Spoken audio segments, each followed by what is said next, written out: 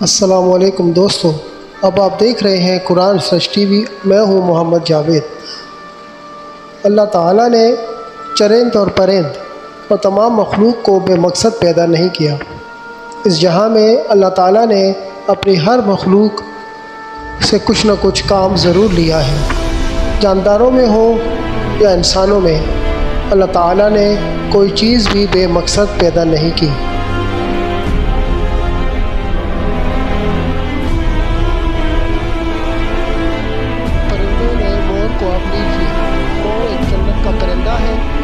جب اس نے شیطان کو جنت میں لے کر گیا تھا، تب سے پھر اس کا جنت میں راستہ آنا جانا بند کر دیا تھا۔ ہاتھی اپنی جسامت کے لحاظ سے ایک بڑا جانور ہے۔ پچھلے دور میں ہاتھیوں کے ساتھ میدان جنگ میں اترا جاتا تھا۔ ابابیل کے بارے میں آپ کو یہ بتا دوں کہ ابابیل ایک ایسا پرندہ ہے کہ جس کی دونوں جانب یعنی چونچ کے دونوں جانب جلی ہوتی ہے، اور اگر یہ منہ میں رکھ کر کسی چیز کو پھونک مارے تو وہ اس کی رفتار گولی کی رفتار سے بھی ڈبل ہو جاتی ہے۔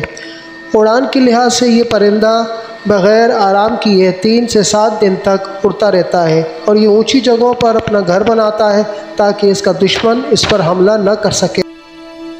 ابراہا یمن اور حبشہ کا بادشاہ تھا، اور یہ مسلمانوں کا دشمن تھا۔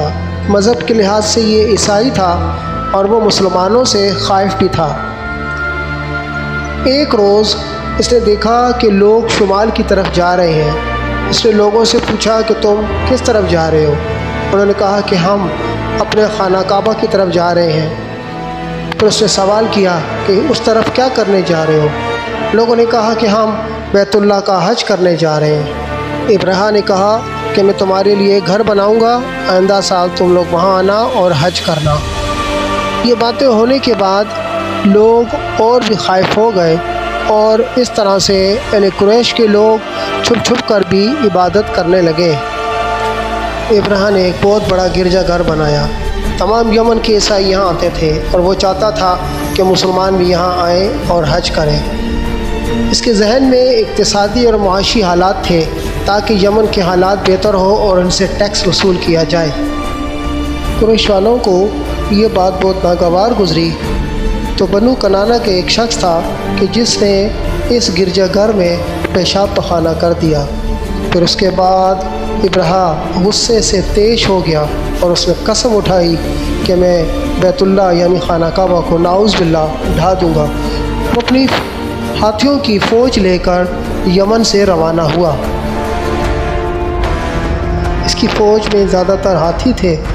روایات کے مطابق کہ اس کے پاس ایک بہت بڑا ہاتھی تھا، اور بعض روایات کے مطابق ہے کہ بڑا ہاتھی ہونے کے باوجود بہت زیادہ ہاتھی بھی اس میں پائے جاتے تھے۔ جب اس بات کی خبر حضرت عبد المطلب جو کہ نبی کریم صلی اللہ علیہ وسلم کے دادا تھے ان تک یہ خبر پہنچی تو ان کو پریشانی لاحق ہوئی، مگر وہ اس قدر پریشان نہیں ہوئے۔ وہ سیدھے ابراہا کے پاس پہنچے اور ابراہا سے کہا کہ تم نے جو میرے اونٹ قبضے میں کیے ہیں مجھے واپس دے دو۔ ابراہا نے کہا تم عجیب آدمی ہو، تو تمہارے خانہ کعبہ کو ڈھانے آیا ہوں اور تمہیں اپنی اونٹوں کی پڑی ہے۔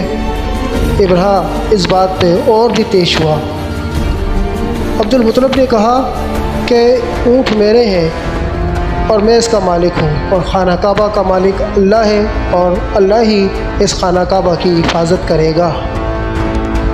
قریش کے لوگ اپنے گھر بار چھوڑ کر پہاڑوں میں چلے گئے، کیونکہ وہ ابراہا کا مقابلہ نہیں کر سکتے تھے اور بہت زیادہ خائف تھے۔ اس کے پاس بے بہا اونٹ اور ہاتھی تھے، جبکہ حضرت مطلب رضی اللہ تعالیٰ عنہ نے اس پریشانی کو دیکھتے ہوئے سیدھے خانہ کعبہ کا رخ کیا اور خانہ کعبہ کے دروازے کو پکڑ کر دعا فرمائی، اے اللہ کریم تو اپنے گھر کی حفاظت فرما، ہم میں اتنی طاقت نہیں ہے۔ جب ہاتھی خانہ کعبہ کے قریب پہنچ گئے تو بحکم اللہ اس سے آگے قدم نہیں اٹھایا۔ ہاتھیوں نے چلنے سے انکار کر دیا۔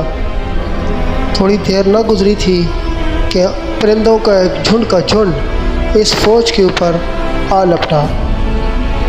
ہر ایک پرندے کے یعنی ابابیل کے منہ میں 3 کنکریاں تھیں اور انہوں نے آسمان سے کنکریوں کی بارش برسا دی۔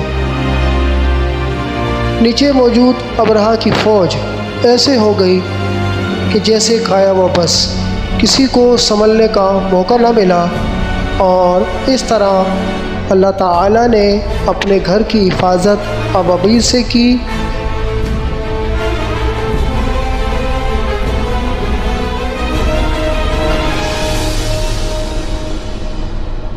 اللہ تعالیٰ نے قرآن کی سورہ فیل میں اس واقعے کو اچھی طرح بیان کیا۔ بسم اللہ الرحمن الرحیم ألم تر كيف فعل ربك بأصحاب الفيل ألم يجعل كيدهم في تضليل وأرسل عليهم طيرا أبابيل ترميهم بحجارة من سجيل فجعلهم كعصف مأكول۔ کیا تم نے نہیں دیکھا کہ تمہارے پروردگار نے ہاتھی والوں کے ساتھ کیا کیا؟ کیا اس نے ان کا داؤں غلط نہیں کیا؟ اور اس نے ان پر جھنڈ کے جھنڈ پرندے چھوڑ دیے جو ان پر کھنگر کی پتھریاں پھینکتے تھے، تو اس نے ان کو ایسا کر دیا جیسے کھایا ہوا بھس۔ یہ ویڈیو اچھی لگی ہو تو بیل آئیکن کے ساتھ اس ویڈیو کو سبسکرائب بھی کریں اور اپنے دوستوں تک بھی پہنچائیں۔ شکریہ۔